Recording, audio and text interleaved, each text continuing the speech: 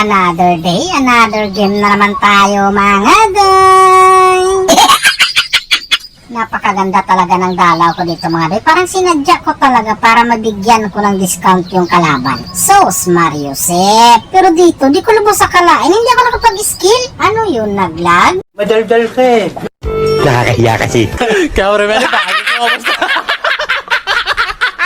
Napakaangas. Flood control na pala yung taon yung gosyo nila dito. Kaya inabangan ko mga doy. Kasi alam ko yung dito pupunta. Kita nyo naman siguro, di ba? Kaya lang, nandito din pala yung Eudora mga doy. Tapos natarakan pa talaga ako. Pero dahil handa tayo mga doy, kasi galing tayong Boy Scout eh. Pasalamat na lang talaga si Gusion. Andun yung Eudora mga doy. Kasi big gusto mo. Bigyan ko talaga ng discount yun. Tapos dito, hindi ko lubos sa kalain mga doy. Nakapagmasid lang pala yung Eudora. Nagtago lang pala yung taon sa tanglad. At dahil napana siya ng silina mga doy, pagka ganyang sitwasyon, sa tubig, ilista nyo na yan. Hindi na talaga yung tama pigilan yung Gusion mga doy. Kalain mo na naglabas-pasok na lang yung taon siya sa turi namin.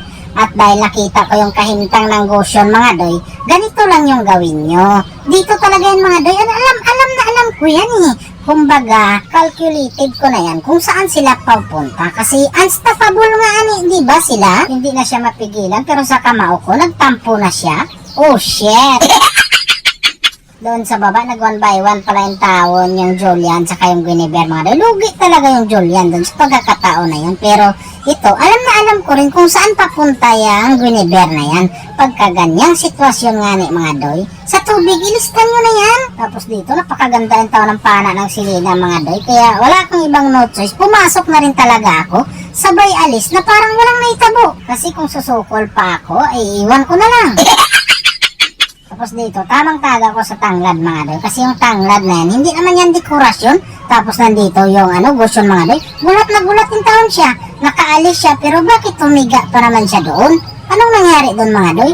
Nagtampo talaga siya sa kamao ko. Kanina, fast hand siya. Pero ngayon, anong nangyari? Tapos dito, hindi ko lubos sa kalain mga doy. Ginaya niya yung diskarte kung patago-tago sa tanglad. Kaso bakit parang nataranta yung Gusion mga doy? Kumumbo, sabay alis. May Gusion, anong klaseng combo yun? Taranta? Meaning to say, ibig sabihin mga doy, nataranta talaga siya sa combo ko. O, kita mo na naman yan, di ba? Tarantang-taranta talaga siya. Kung sa bagay, sinong hindi mataranta kung tamaan ka ng suntok dahil pungatan? Kahit sino naman siguro mga doy. Kahit ako siguro, pag masuntok ako ng suntok dahil pungatan, iwan ko na lang kung hindi rin ako manginig. Parang ganun lang din yung nangyari kay Gusion. Intindihin na lang natin. Sa pagkakataon na to mga doy, kita nyo naman siguro, di ba? Nasa amin talaga yung momentum. Kaya kailangan lang natin pangalagaan yung momentum natin mga doy. Yan lagi yung tandaan. Mindset ba? Mindset lagi ay makalagot. Tapos dito mga doy, nataraka naman ako ng Gusion. Akala siguro niya na matatakot ako sa kanya o matataranta ako sa kanya. Tanong ko lang Gusion, anong akala mo sa akin? Ako, ikaw? Kaya dito, narinig ko na naman yung victory!